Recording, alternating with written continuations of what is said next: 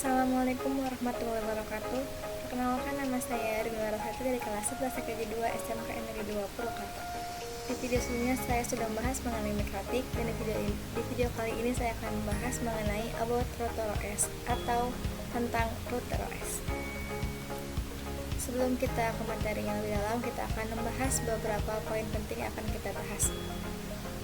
Yang pertama adalah router OS dan router board, yang kedua fitur router OS, yang ketiga nama router board, yang keempat tipe router board, yang kelima arsitektur router board. Yang pertama, mikrotik router OS. Sebelumnya saya sudah membahas mikrotik terbagi menjadi dua, ada yang hardware dan ada yang software. Kalau hardware berarti router board, sedangkan kalau software router OS. Nah, di sini based on OS berarti berdasarkan operasi sistem atau router OS. Nah, sistem operasi digunakan oleh perangkat mikrotik router board yaitu router OS.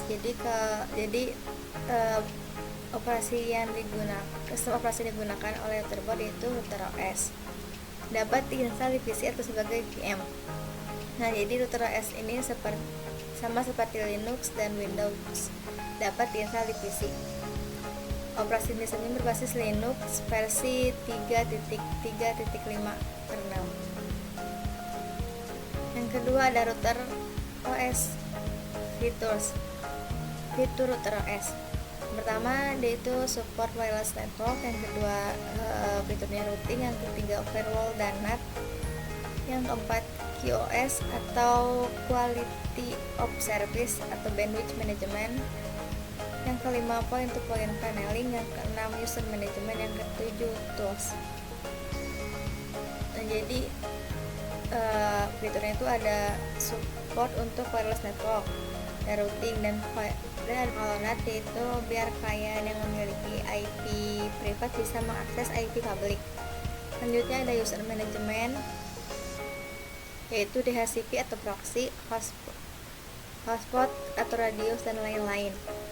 Quality of service atau bandwidth management, ada point to point tunneling. Nah, di sini seperti ada PPTP, PPOE, juga SSTP, dan ada OpenVPN.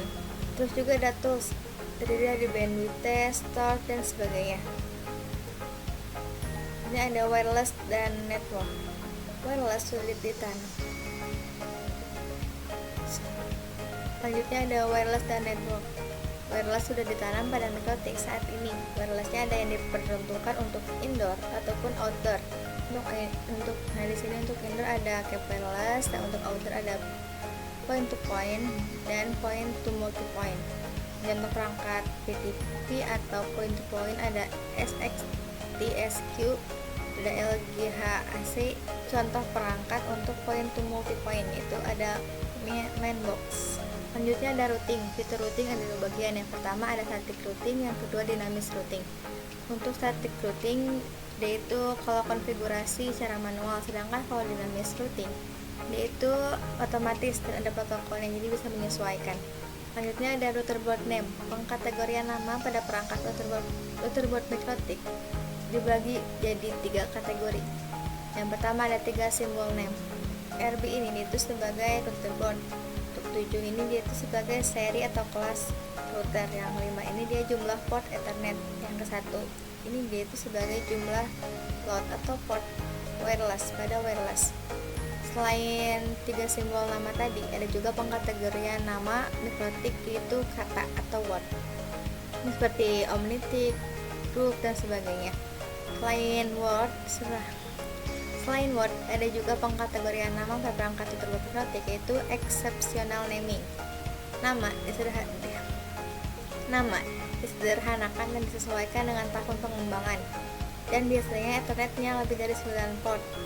Jadi kalau Ethernetnya lebih dari 9 port dinamakan exceptional naming. Contohnya yaitu RB router board 600, 800, 1000, 1100, dan sebagainya. Selanjutnya mengenai router board type atau tipe router board.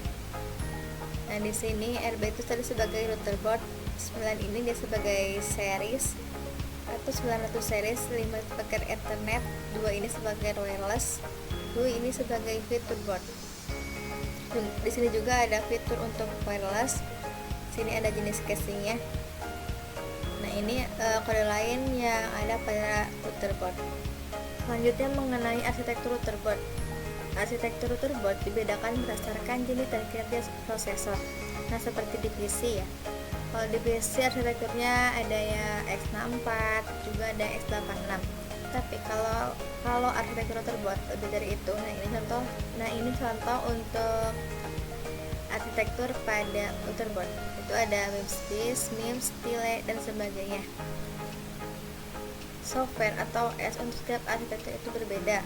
Untuk melihat arsitektur MikroTik lebih lengkap, kalian bisa mengunjungi website ini.